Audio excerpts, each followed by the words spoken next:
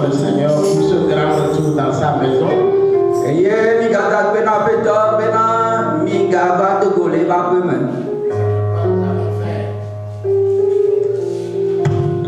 Nous avons fait environ 10 mois. Oui, environ. Ça ne suffit pas. Je crois que c'est en mars qu'on a cessé les réunions.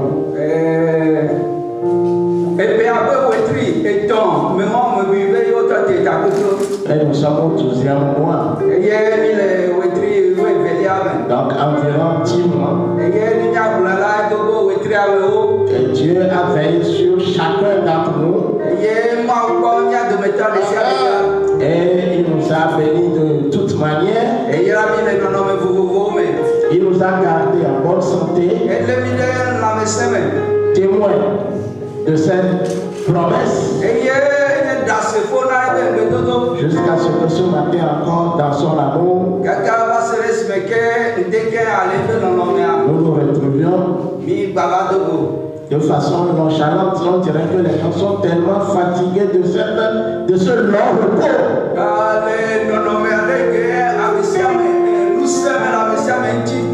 J'imaginais que la première adoration sera spéciale. Que ça aura tant de chaleur que vraiment on n'aura même pas envie de cesser. Mais tout à fait, c'est le contraire. Mais nous croyons que tu es dans la barque.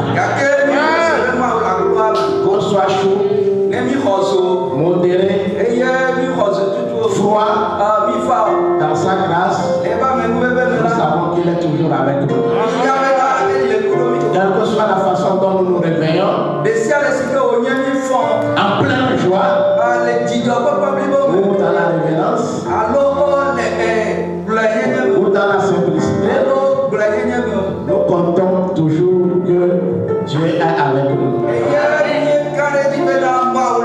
Vous voyez, ce n'est pas à cause de la joie, ce n'est pas à cause de la abondance, ce n'est pas à cause que c'est il y a peu. Dieu l'a fait de telle sorte que nous puissions le reconnaître par la foi au travers de la révélation. Donc, tous ces éléments-là ne permettent pas de dire que c'est la preuve que Dieu est avec toi.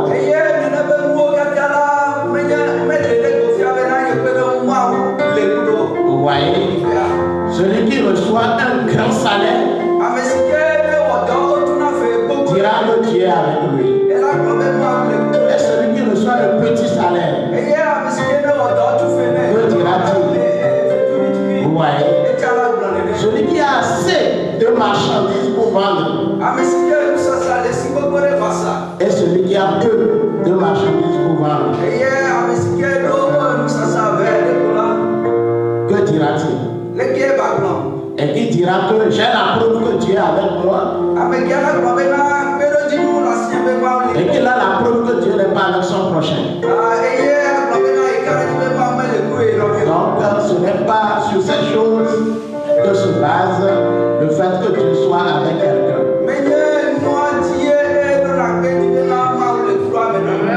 Nous avons aussi constaté que l'année qui a précédé cette année,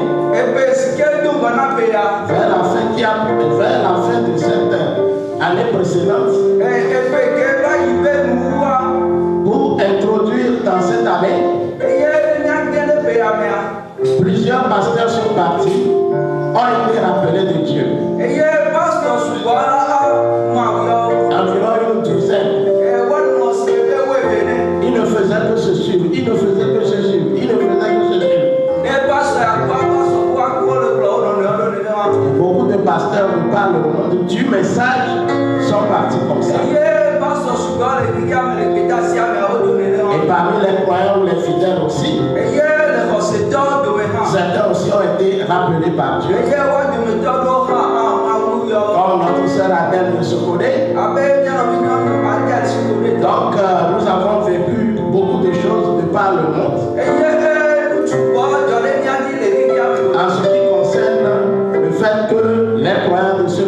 ont été rappelés. Et la marche continue. Et chacun devra témoigner la foi en toutes circonstances. Chacun devra montrer qu'il a la foi à travers ses œuvres, à travers ses actions. Il devra rendre témoignage de sa foi en pensée, en parole, en action et dans son espérance. Sa façon d'espérer. Il doit montrer de la foi là-bas. Sa façon d'avoir la patience ou d'attendre le temps de Dieu pour toutes choses.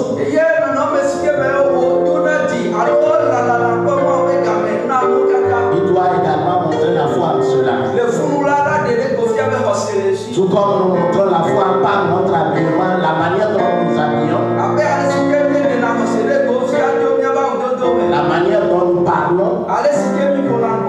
Dans tout cela, c'est le témoignage de la foi. C'est pourquoi l'apôtre Paul a consacré un chapitre. Hébreux 11. Pour ne parler que de la foi, en commençant de la Genèse,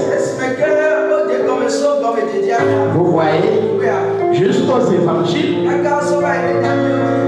les gens qui ont vécu et manifesté la foi, la véritable, et cette sorte de foi que Dieu agrée. Vous voyez, la foi que Dieu agrée, la foi que Dieu accepte,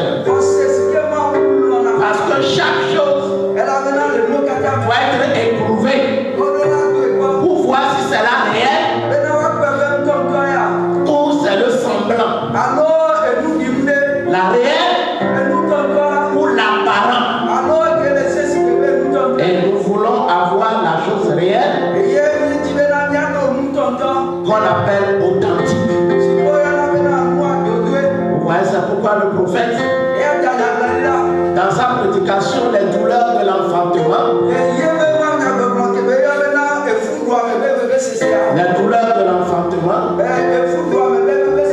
disait ceci.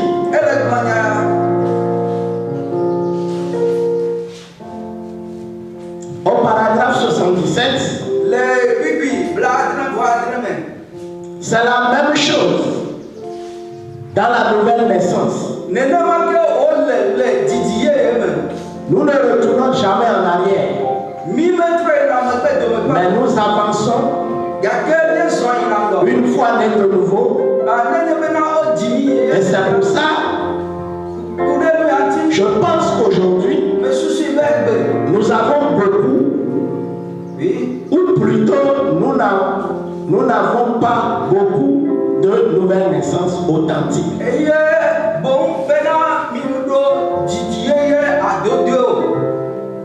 Vous voyez? C'est parce que la semence, peut-être qu'elle va sympathiser avec la parole,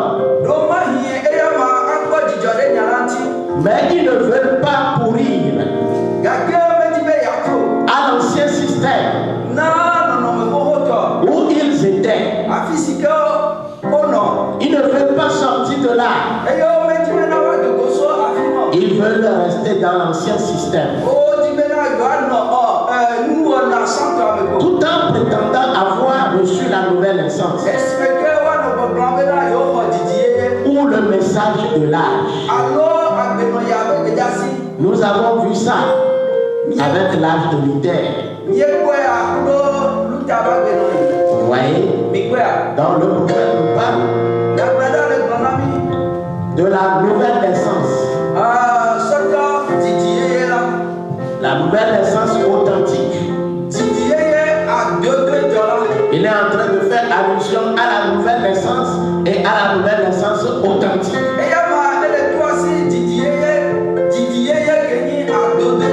Et quand nous parlons de la foi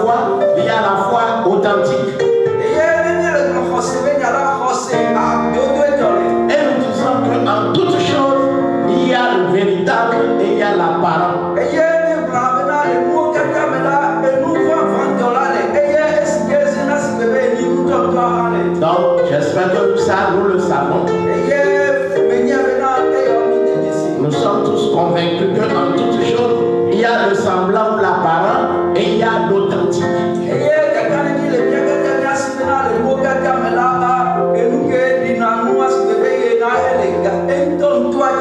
Et il y a une manière de reconnaître ce qui est authentique par rapport à ce qui est apparent.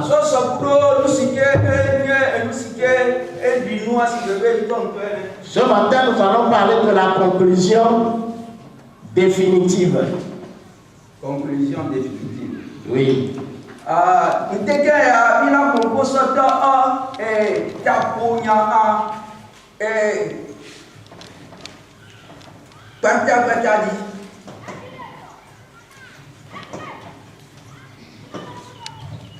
De l'enseignement sur la restitution de l'âme de l'épouse.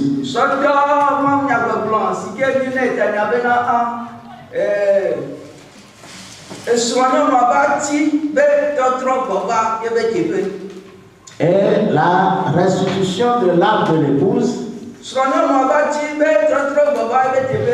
fait partie des promesses que Dieu a faites. Dieu a fait plusieurs promesses. Là où deux personnes s'assemblent en mon nom pour demander une chose quelconque, je le ferai.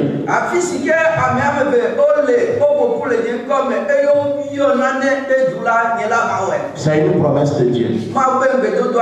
Dieu a tant de promesses. Et Dieu a dit, ce que les insectes là ont dévoré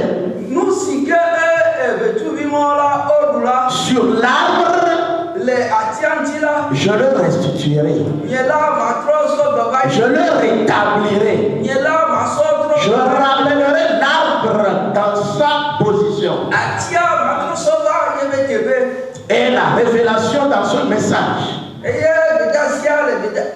la révélation de la lumière du soir, nous a fait comprendre que l'arbre là, c'est l'église. Et l'arbre là fut planté à la Pentecôte. Et à la mort des apôtres, à la mort des saints, à la mort de ceux qui avaient la foi authentique, l'arbre là fut dévoré d'une manière ou d'une autre. Et l'arbre a perdu ses vertus, ses qualités. Et a perdu sa gloire. Ainsi donc, c'est un chapitre complet. Il y a beaucoup d'éléments dedans. Et je m'attends à ce que, au cours de cette nouvelle année, nous puissions réécouter cet enseignement. Et on avait fait une conclusion à cet enseignement-là. Mais ce matin, nous voulons donner la conclusion définitive. La conclusion finale. Pour faire de cela un enseignement complet. On peut oublier tout ce qui a été prêché ici. Mais faites tout pour avoir cet enseignement-là sur vos portables. Pour les écouter et les réécouter.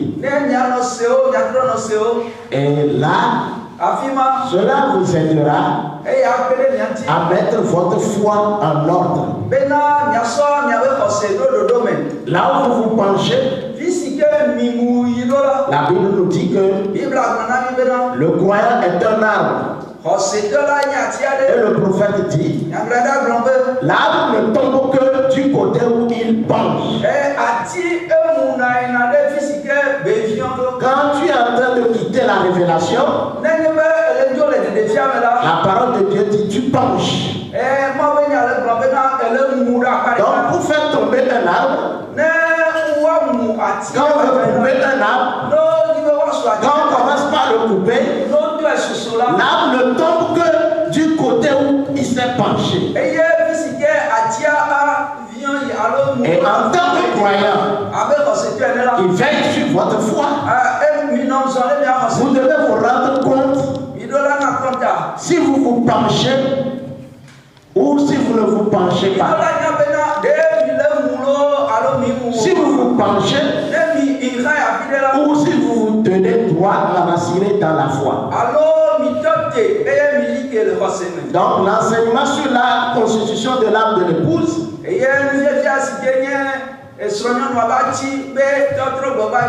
c'est l'enseignement qui nous permet de pouvoir méditer sur notre foi et de pouvoir mettre notre foi en ordre au cas où nous penchons. Vous voyez. Donc, il s'agit donc de la conclusion définitive. Et j'aurais souhaité que, avant de repasser ces bandes, surtout ça sera en période où je suis en mission.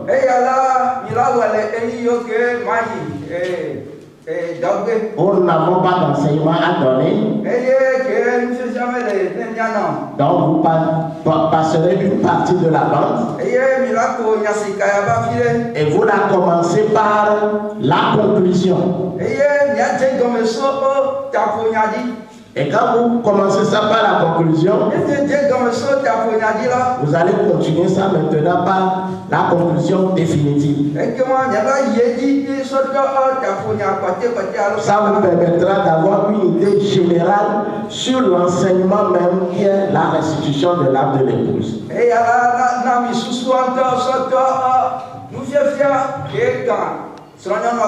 ça va ouvrir votre esprit.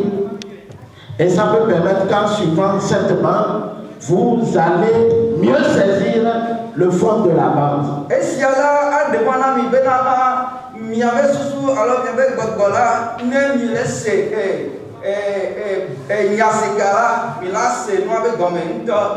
Parce qu'on nous dit que Dieu nous donne la révélation progressive.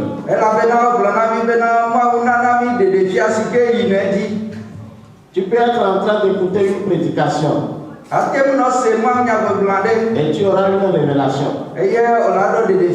La même bande.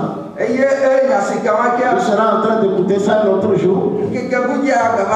Et tu auras une révélation complémentaire.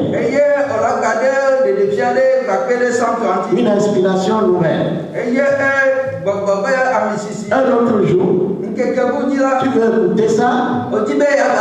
Dieu se sert toujours de ça pour te donner une nouvelle révélation. Pour compléter les premières que tu as déjà reçues. C'est ça qu'on appelle la révélation progressive. C'est pourquoi nous ne devons pas nous dire que oh, moi j'ai déjà écouté cette prédication. Parce que celui qui connaît le mystère qui est lié aux révélations saura que Dieu donne la révélation de façon progressive.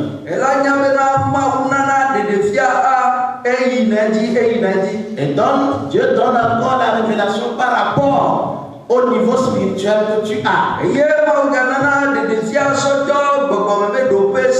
Jésus, avant de partir, a dit aux apôtres, il y a certaines choses que je ne peux pas vous les dire maintenant. Mais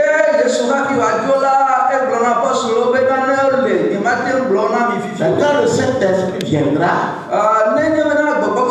il vous dira ces choses que j'ai à vous dire. Et vous rappellera toutes choses. Les apôtres ont entendu ce que Jésus a dit. Mais ils ne pouvaient pas comprendre. Pourquoi ils ne peuvent pas comprendre ça aujourd'hui? Et que pour cette raison, Jésus ne pouvait pas les dire ça aujourd'hui. Il y a des révélations que tu peux avoir sans avoir le Saint-Esprit. Comme Pierre a reçu. Tu es le Fils du Dieu vivant. Vous voyez? Oui, il n'avait pas le Saint-Esprit. Mais il y a certaines révélations. Tu ne peux pas recevoir cela tant que tu n'as pas le Saint-Esprit. La Bible qualifie cette révélation de la rosée du ciel.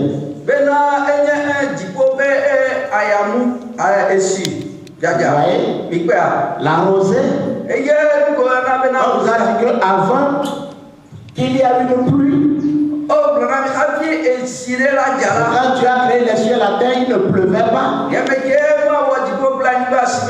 Mais la terre était toujours arrosée par la rosée. Au petit matin, vous vous réveillez et vous voyez qu'il y a la fraîcheur, un peu de l'eau sur la terre.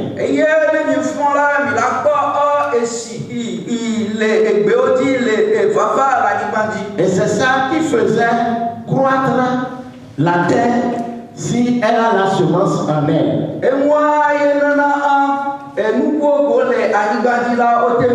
Mais si la terre là est désert,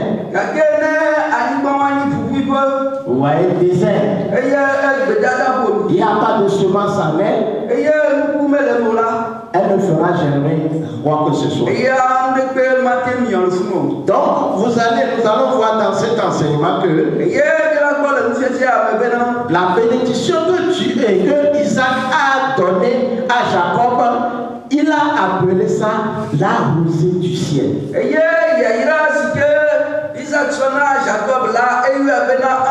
Gardez en tête ici la rosée du ciel. Et ça aussi a été béni. Mais on ne lui a pas donné la rosée du ciel. Dans la révélation, il y a des termes. Des mots. Vous voyez, il y a des termes. Peut montrer si la chose là est authentique.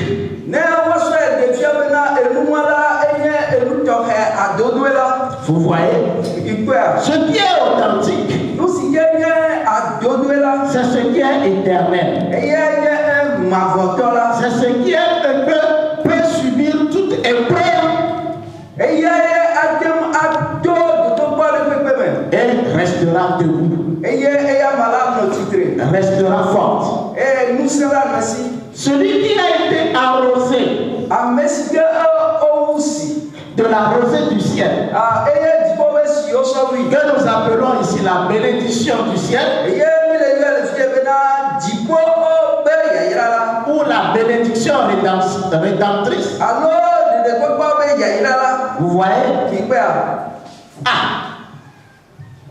L'autre aussi qui reçoit une bénédiction.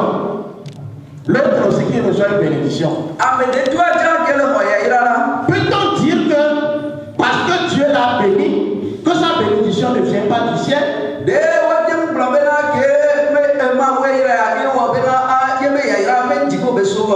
Mais la Bible n'appelle pas cette bénédiction une bénédiction du ciel. Vous voyez ce que nous voulons dire? Je ne sais pas comment mettre ça plus clair. Mais la bénédiction du ciel, la bénédiction du ciel, que nous appelons encore dans cet enseignement la bénédiction rédemptrice,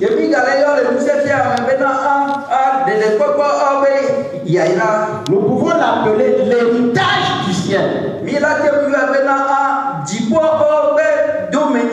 Qu'est-ce qu'on appelle l'héritage du ciel? C'est pour dire que ces gens-là ont hérité le ciel. Sont acceptés au ciel. C'est pourquoi on appelle ça la bénédiction ou l'héritage du ciel. Mais celui qui reçoit l'héritage de l'enfer, on ne peut pas dire qu'il a reçu l'héritage du ciel. C'est facile de dire que toute bénédiction vient du ciel. Vous voyez? Et par rapport à cela, vous savez que Jacob est parti chez son père. Avant que nous lisions cela. Jacob est parti chez son père. Et il a demandé la bénédiction. Et Isaac l'a béni. Et son ici est venu pour prendre la bénédiction. Son père lui a dit,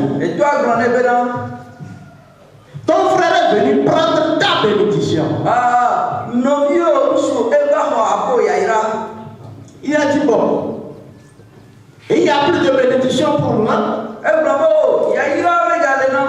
Et Isaac l'a dit, viens. Et Isaac a précisé que tu n'auras pas la rosée du ciel. Vous comprenez? Tu n'auras pas la rosée du ciel. Mais tu auras.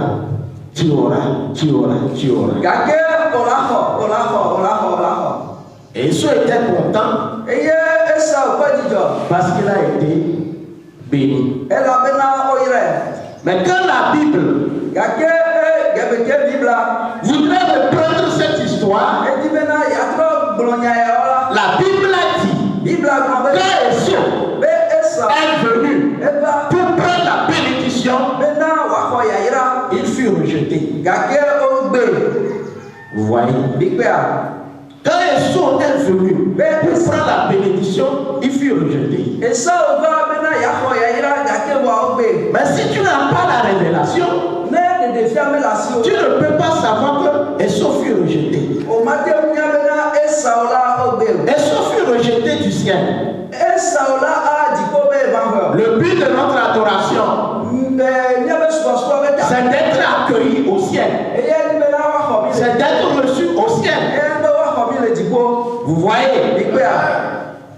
Donc nous devons savoir qu'il y a une différence dans les choses. Il y a une authenticité. Vous voyez? Et il y a l'autre. Elle est temporaire. Elle n'est pas éternelle. Ça ne fait pas de toi un éternel. Comme le message le dit, que l'enfer brûlera des siècles et des siècles, mais un jour, Dieu va anéantir l'enfer.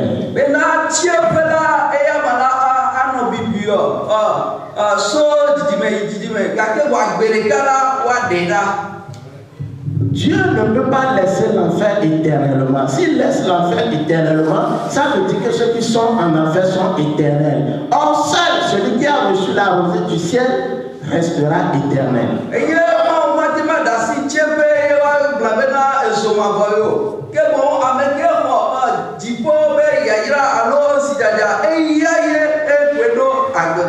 Mais toutes les églises croient que l'enfer est éternel.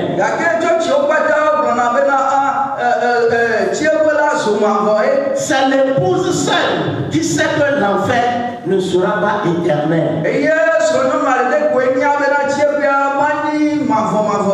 Donc il y a une distinction dans les choses. Il y a une différence dans les choses. Et nous devons avoir la révélation de l'épouse. Nous devons avoir la foi de l'épouse.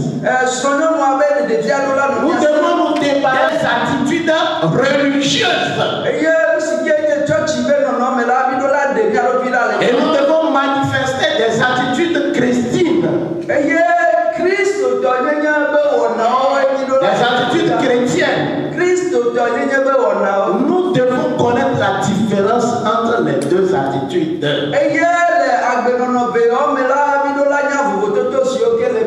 Cela est très important. Quand Esau vint pour réclamer la bénédiction, Esau fut rejeté. Nous allons lire cela. Nous n'allons pas reprendre l'histoire pour ne pas traîner. Nous avons déjà accusé. Bon, donnez-nous le temps, l'heure, pour qu'on sache là où on est. Nous sommes en train seulement de poser les bases de l'enseignement sur la conclusion définitive.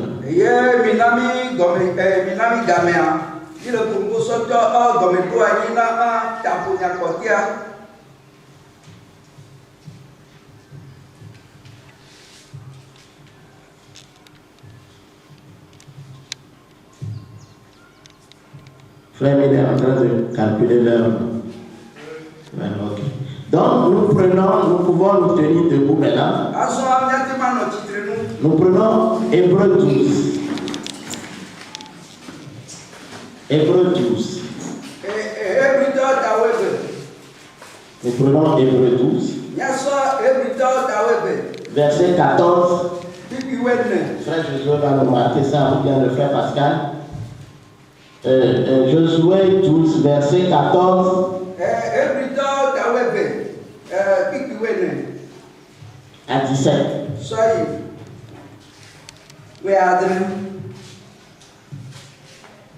S'il n'y a pas assez de lumière, je n'arrive pas à lire dans ma Bible.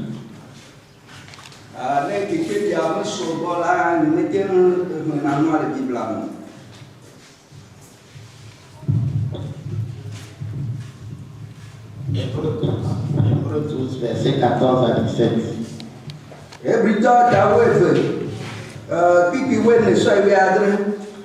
Recherchez la paix avec tous.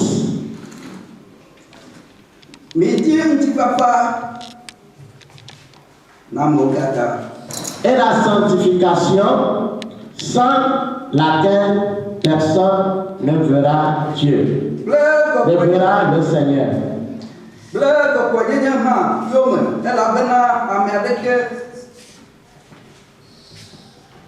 Veillez à ce que lui ne se prive de la grâce de Dieu, à ce qu'aucune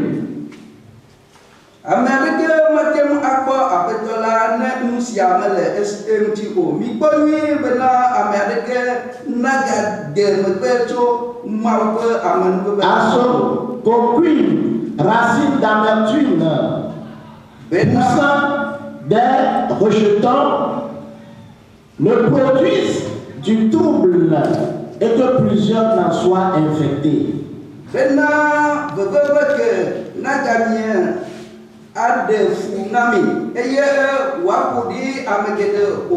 À ce qu'il n'y ait ni impudique, ni profane comme Esau,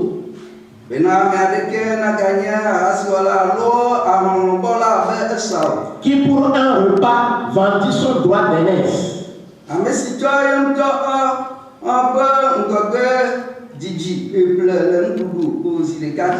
Vous savez que plus tard, voulant obtenir la bénédiction, il fut rejeté, quoiqu'il le sollicita avec larmes, car son repentir ne put avoir aucun effet.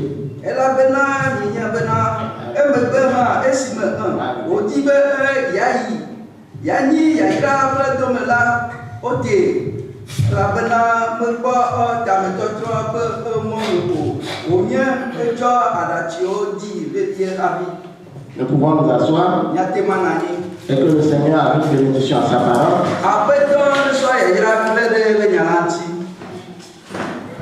Vous voyez ici, nous ne croyons pas la Bible de la même manière que les charismatiques.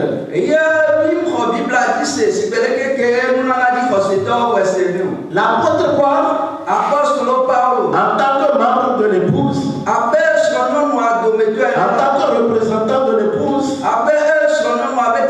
tant qu'une portion de l'épouse, vous voyez, déclare que quand il est venu demander la bénédiction, Esau fut rejeté.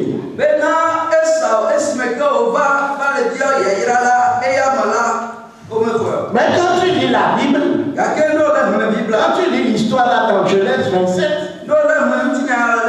tu vas voir que Esau, quand il est venu, son père ne l'a pas renvoyé. Tu vas dire que son père l'a béni. Vous voyez, je vais vous... Et venons, je suis en train de montrer les petits éléments. Et prenons Genèse 27.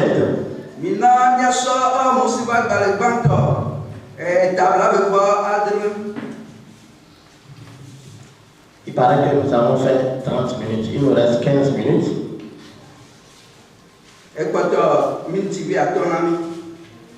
Puisque nous sommes partis de divers avant d'entrer dans le sujet.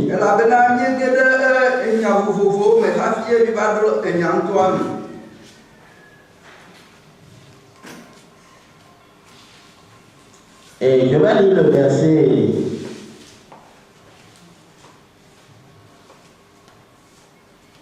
Le verset 30. Vous êtes prêts? Prêts? Isaac avait fini de bénir Jacob. Et Jacob avait à peine quitté son père Isaac que son frère revint de la chasse.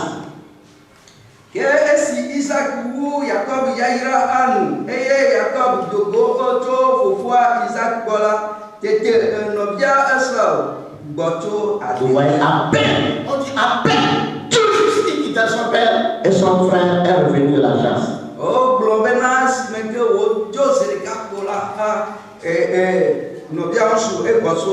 Vous voyez? Maintenant, nous allons lire la bénédiction.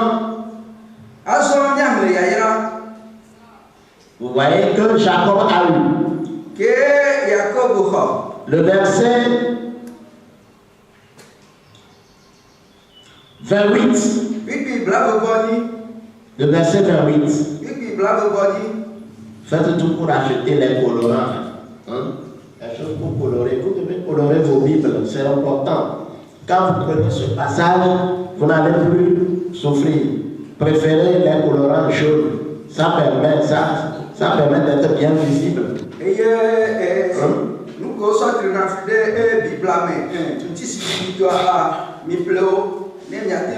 Ça se vend à 350. Quand vous remettez l'argent, on va vous acheter ça. Ouais, c'est très important pour que vous puissiez vous retrouver facilement. Parce que nous écrivons les versets dans notre note. Mais quand nous revenons, quand tu vois le verset, tu ne te rappelles plus de ce qu'on dit dedans. Parce que tu n'as pas mis le titre sur le verset. Donc, vous voyez, au moins, si vous ne mettez pas en une bonne note, vous devez mettre par exemple Jacob béni par Isaac. Quand tu ouvres, tu puisses savoir chaque verset, qu'est-ce qu'on dit dedans. Et de deux, là tu lis, tu colores en même temps. Quand tu prends le chapitre, tu retrouves le verset que tu veux. Parce que quand tu entends la parole, quand tu la comprends, il arrivera que toi aussi tu dois rendre témoignage de cette parole. Maintenant tu prends ta Bible, tu ne retrouves même pas le chapitre, tu ne retrouves même plus le verset. Même tu prends ta note n'a pas indiqué qu'on parle de. Vous comprenez? Vous vous embrouillez. Voilà, ça ne vous avantage pas. Pour avancer, nous devons améliorer nos habitudes.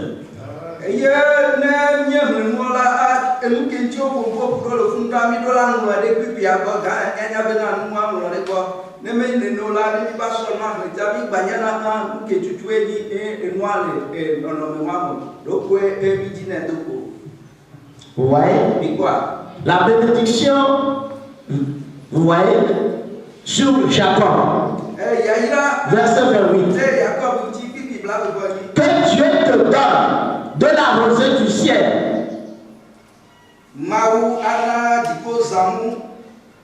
de la graisse de la tente,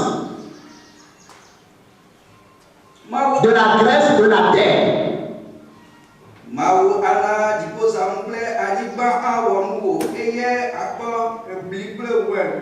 du blé et du vin en abondance. Vous voyez? C'est des paroles spirituelles. Si tu prends ça, si tu n'as pas son interprétation, tu vas la comprendre à ta manière.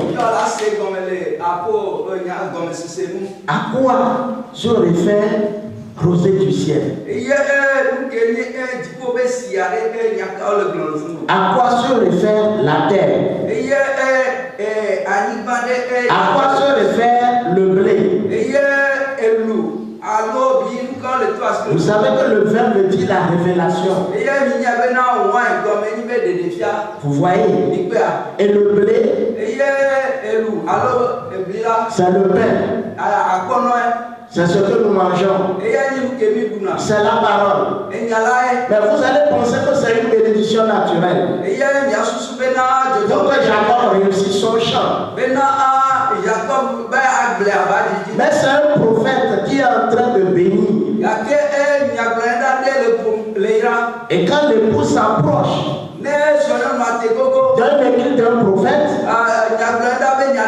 il a une compréhension révélée de cette chose qui est cachée. Et dont les termes utilisés sont naturels. Alors qu'on dit que tout ce qui est naturel parle des choses spirituelles. Tout ce qui est naturel est selon le spirituel. Et que le naturel typifie le spirituel. Vous voyez? Donc, devant un verset, si tu ne retrouves pas le naturel et le spirituel, tu vas rester seulement dans le naturel. Alors que le verset là est double. Comme le message nous dit, que la parole a une multiple application. Vous voyez, on appliquera ici. Mais ça veut dire encore ça ici. Je veux bien ce que nous sommes en train de dire. Si tu dis cela, tu vas penser que oh, c'est pour que le champ de Jacob soit fertile en tout lieu. Jacob cultive, ça sera fertile. Effectivement. Mais ça ne se limite pas à cela. Le vin là ne se limite pas au vin naturel. Le vin là parle de la révélation.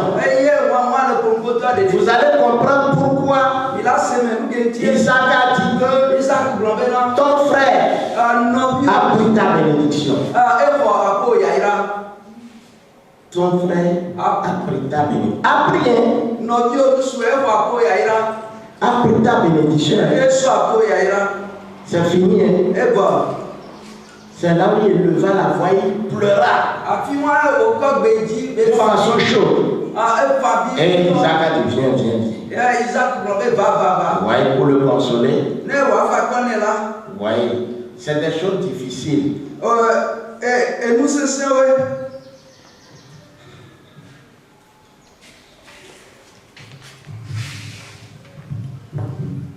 Parce qu'il s'agissait de ses enfants.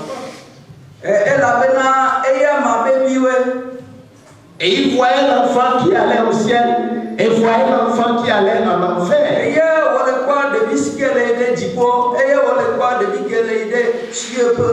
Mais Esau n'est pas parti en enfer comme ça. Esau a posé des actes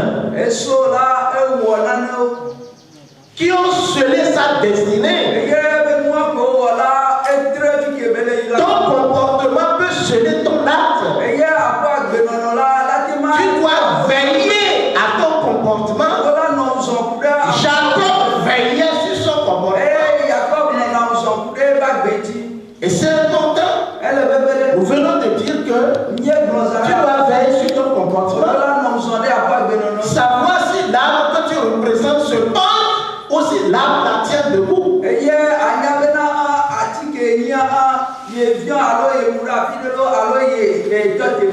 vous allez voir que dans le spirituel, Il y a des choses qui ne se diront pas.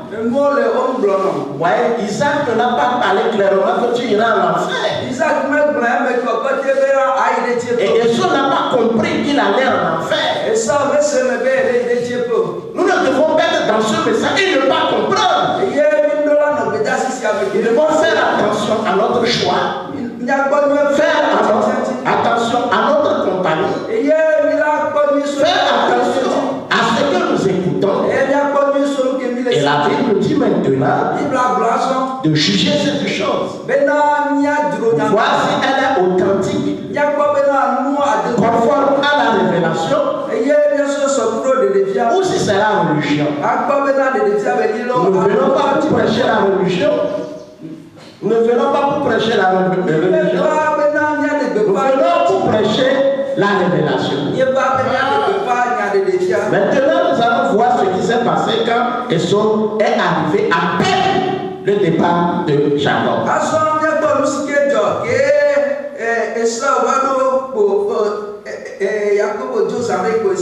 Là, nous pouvons lire le complet.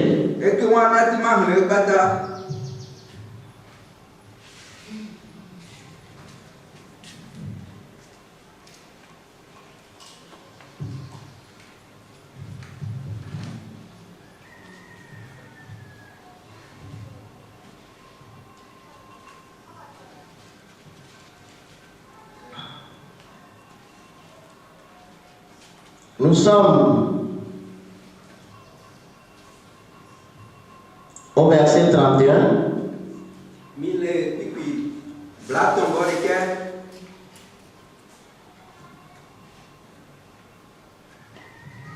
À partir du verset 30,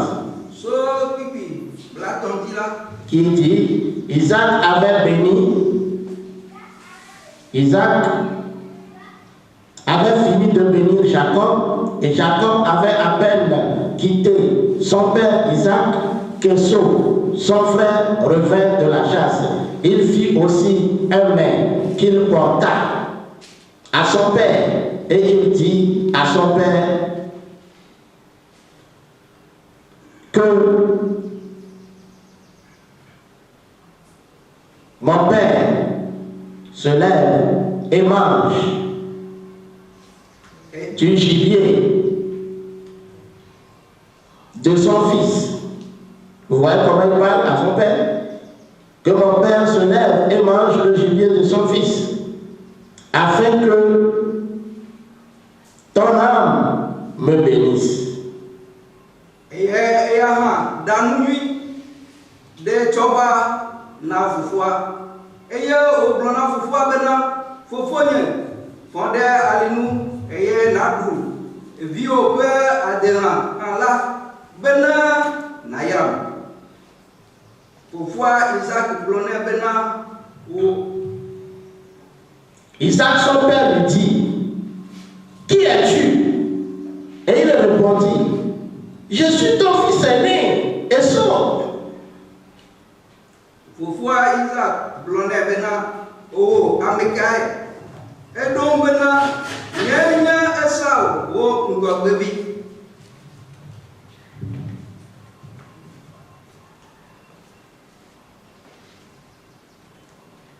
Isaac son père lui dit, oui, nous venons de le dire, le verset 33 dit, Isaac fut saisi d'une violente émotion et il dit, qui est donc celui qui a chassé du gibier et me l'a apporté? J'ai mangé de tout avant que tu vinsses et je l'ai béni. Aussi sera-t-il béni. Tete Isaac divomuto a blombena amekagon enyesi cho adela benam eye medu mua keta bede happy never eye meire maha eya toko yayra la anye.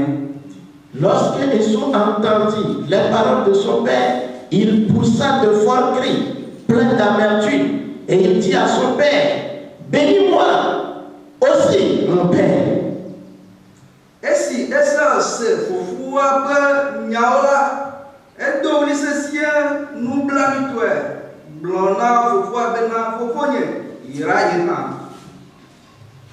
Isaac dit, ton frère est venu avec ruse et il a enlevé ta bénédiction. Isaac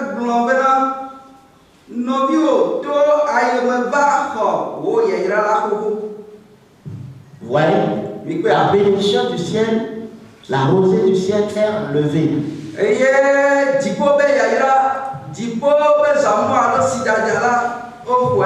On ne prononce pas les paroles parce qu'on veut les prononcer.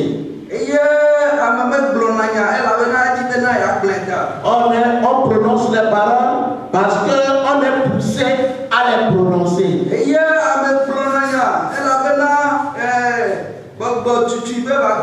Vous voyez, donc ton frère est venu avec ruse et a enlevé ta bénédiction.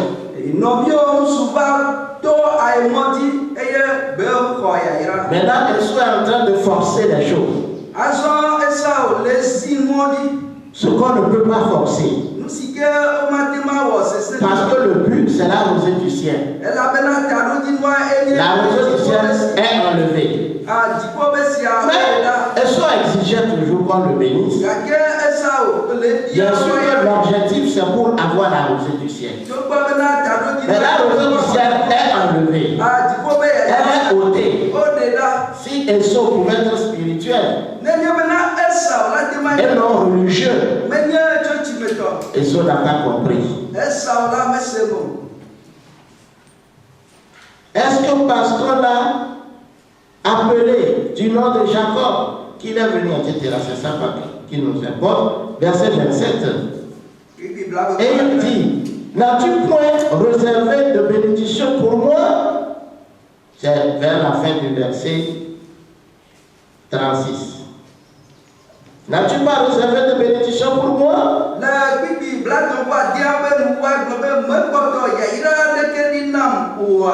Isaac n'a pas dit non. Isaac répondit. Or, Isaac lui a déjà parlé. Vous voyez. Isaac répondit et dit à Esau, voici, je l'ai établi ton maître et lui ai donné tous ses frères pour serviteurs. Je l'ai pourvu du blé et de vin. Que puis-je donc faire pour toi, mon fils? Esau dit à son père, n'as-tu que cette seule bénédiction? Mon père, bénis-moi aussi, mon père. Et Esau éleva la voix et pleura. Tu vois, il a encore pleuré. C'est amer. Vous voyez, Isaac, son père, répondit et lui dit, voici, ta demeure sera privée de la graisse de la terre et de la rosée du ciel d'en haut. Vous voyez, ta demeure sera privée de la rosée du ciel d'en haut. Vous comprenez? L'héritage du ciel, l'héritage au travers lequel il doit être agréé au ciel, il sera privé de cela. Mais Esau, étant religieux, ne pouvait pas comprendre ces paroles.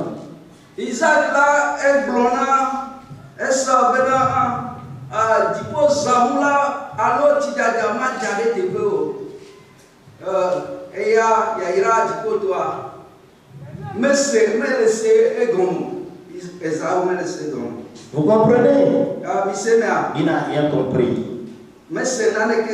Que ça ne soit pas ainsi pour nous. Vous voyez, nous croyons un message apporté par un prophète.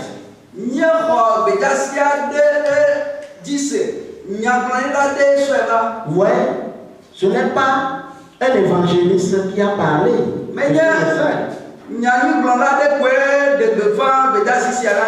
Ce sont des termes spirituels.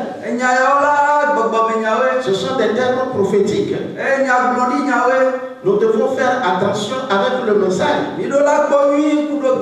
Parce qu'il y a des gens qui ne comprennent pas le message. Et quand quelqu'un ne comprend pas le message, ses attitudes le témoignent. C'est pourquoi la seule façon de comprendre le message, c'est qu'on interprète le message à la personne. Il fallait que ces choses-là soient interprétées à Esau afin que Esau puisse comprendre. Si on ne l'interprète pas, il ne saura jamais qu'il est privé du ciel et qu'il est candidat pour l'enfer. Et qu'on lui a donné une bénédiction que les démons aussi disposent. Que tous les fils de la perdition sur la terre, la même pluie qui tombe sur la terre pour tout, etc.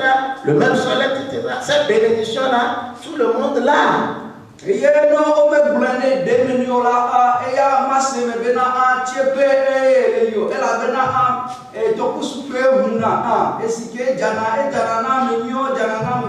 des gens qui voient l'avancement de leurs activités et ils sont très certains que Dieu est avec eux et qu'ils sont en accord avec Dieu.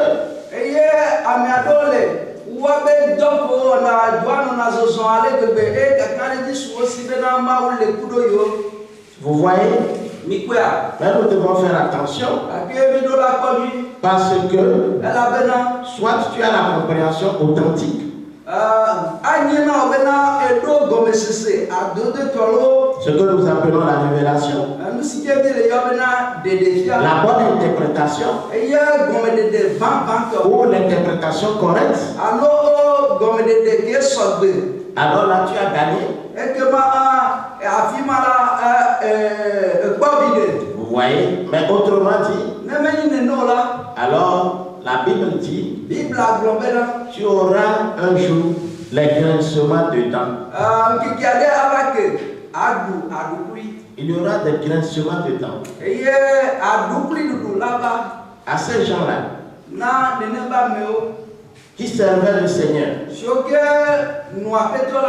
qui attendaient que le Seigneur venant les prendra.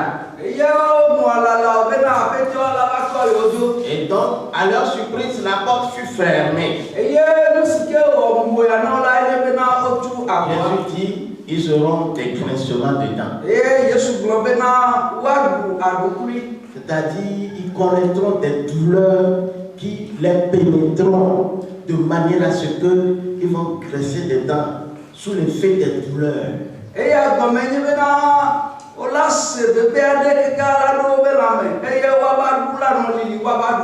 Vous voyez, quand Esau a compris ce qui s'est passé, il y a une douleur qui a traversé son âme. Il a poussé à haute voix des cris. Et ça s'est répété. Il a pleuré fort depuis son intérieur sans que quelqu'un ne le provoque.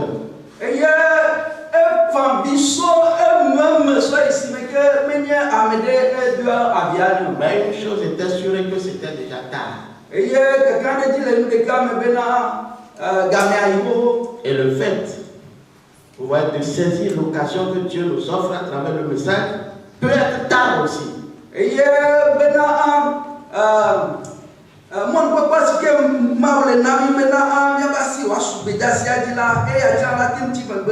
Vous voyez? Donc, il faut agir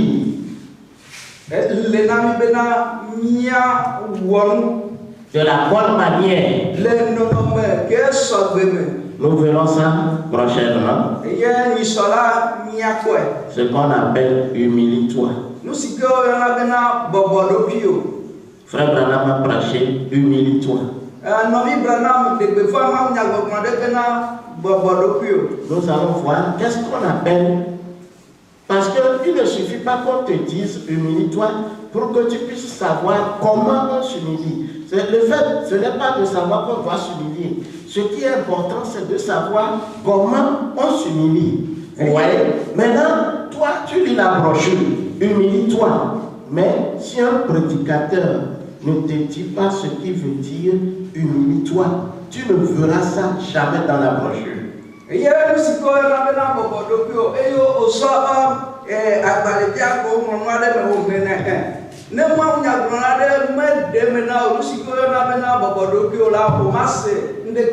Vous voyez, c'est là le mystère. Tu peux lire la même brochure que le serviteur de Dieu,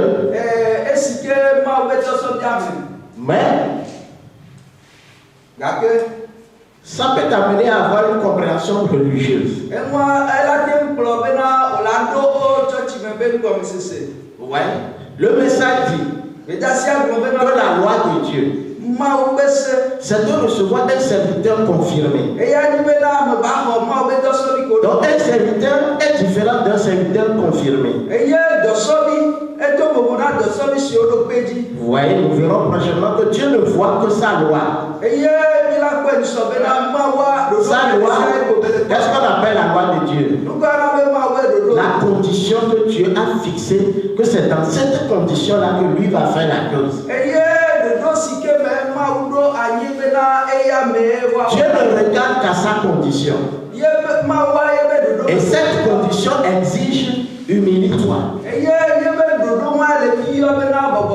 Et celui qui est enseigné de Dieu, c'est celui-là qu'on enseignera ce que c'est que humilie-toi.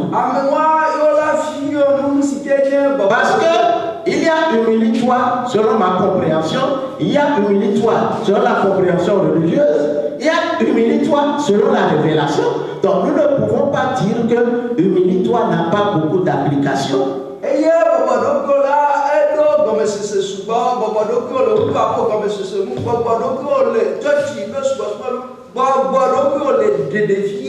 Ouais.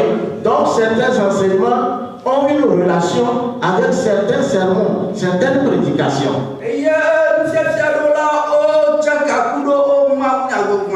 Et le grand problème de ça, c'est parce qu'il a manqué d'humilité.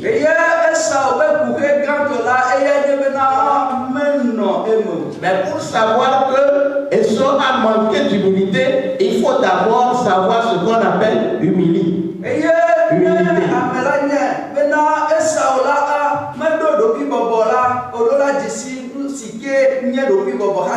Donc nous verrons ça dimanche prochain. Oui, c'est un message que nous sommes en train de préparer. Donc le message de ce matin et de dimanche prochain, c'est ça que nous allons écouter le 31.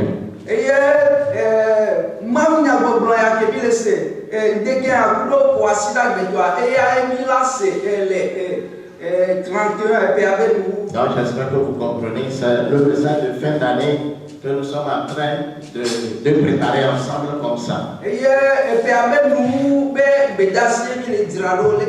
Pour que franchement, un vrai croyant, nous avons dit que la prière du croyant s'appelle la méditation.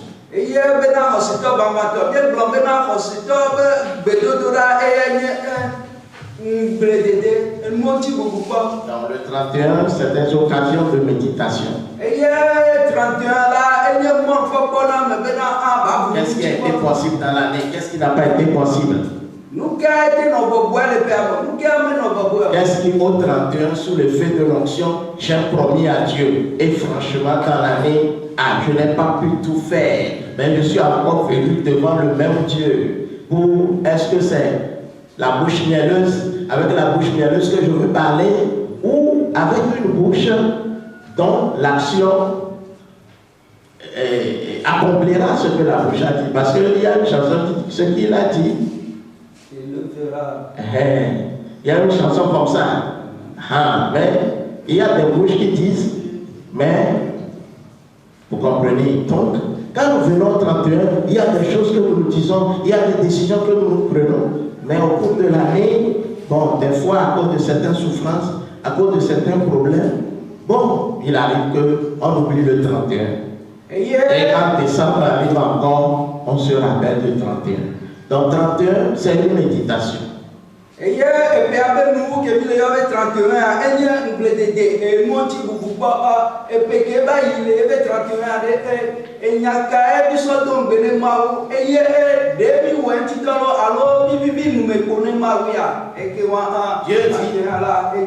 Tu aimeras Dieu de tout ton cœur.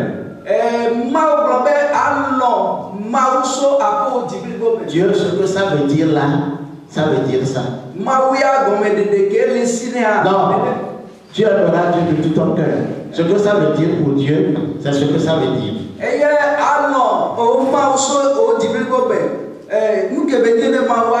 Aime ton prochain comme toi-même. Ce que ça veut dire pour Dieu, c'est ce que ça veut dire.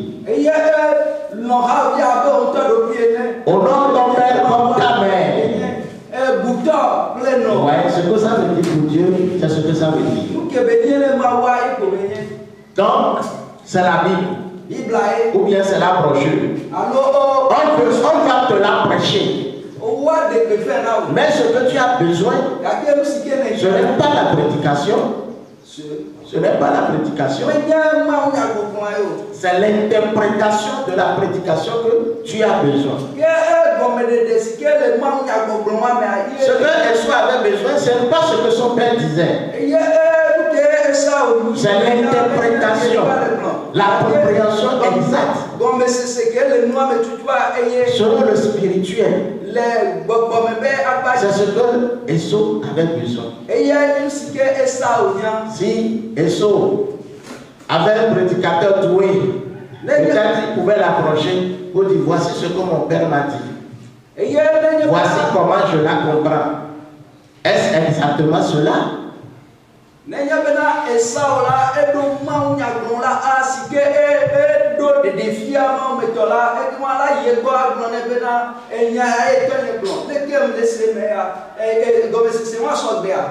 Vous voyez, nous devons respecter toutes les étapes. Et généralement, l'étape que nous omettons, l'étape que nous négligeons, et que nous n'arrivons pas à voir ce qu'on appelle le véritable changement ou la véritable nouvelle naissance, c'est l'interprétation. Le côté là, des fois, ça nous importe peu. Et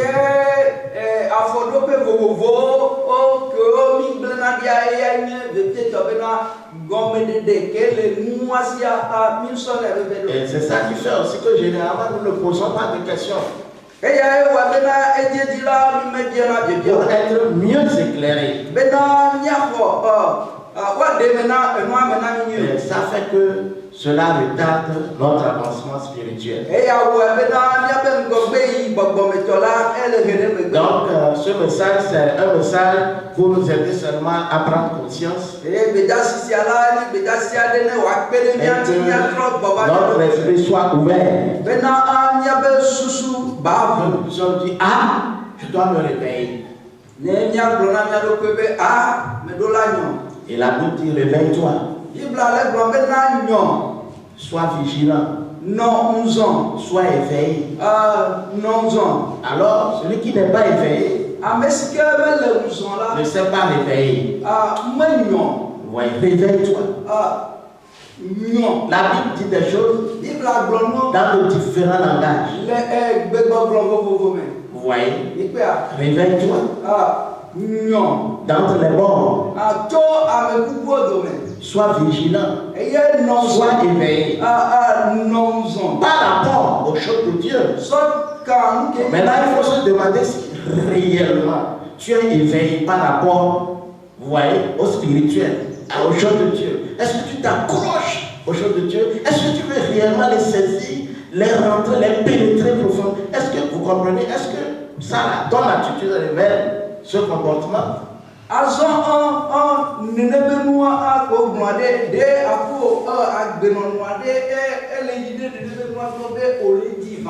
Vous voyez? Or, c'était l'attitude de Jacob par rapport à Esau. Pour avoir la vie éternelle, tu dois avoir la qualité suivante: avoir l'ardent désir d'être sauvé. Non, pour avoir la vie éternelle, il faut avoir l'ardent désir d'être sauvé. Donc,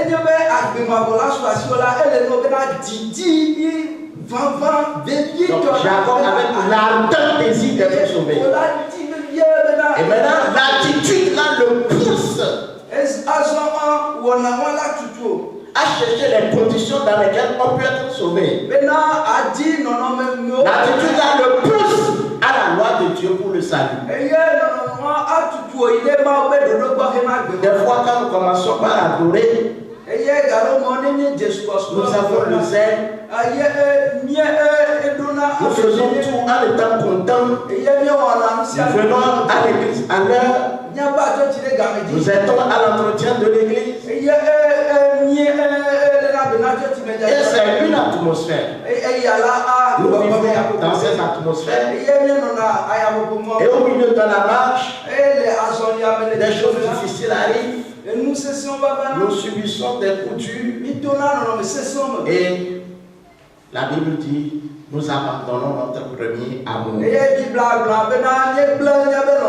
À l'église ou à l'âge d'Éphèse, tu as abandonné ton premier amour. On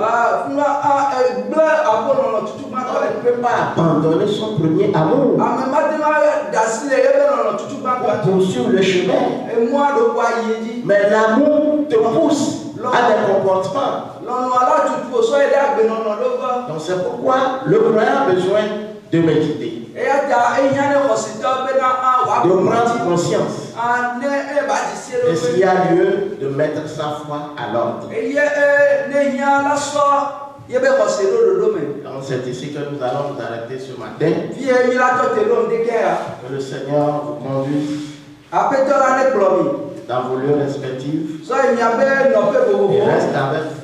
Que l'ange de Dieu campe autour de vous toute la semaine jusqu'à ce que nous nous retrouvons devant sa présence. Que nous prospérions. Parce que nous disons qu'avec Dieu, nous ferons des progrès. C'est de ces progrès que nous voulons parler encore ici. Et quand on parle de progrès, on a souvent l'idée seulement au fait d'avoir de l'argent, des maisons, des voitures. Mais nous devons comprendre que les progrès vont au-delà de ça. Les progrès, c'est tout ce qui nous conduira au ciel. Mais les choses que nous abandonnerons ici, ce n'est pas ça le progrès. Quand Dieu dit faire des progrès, faire des exploits, nous voulons revenir à ces choses pour bien clarifier la chose et ne pas croire au progrès selon l'évolution, mais selon l'épouse. Que le Seigneur vous bénisse.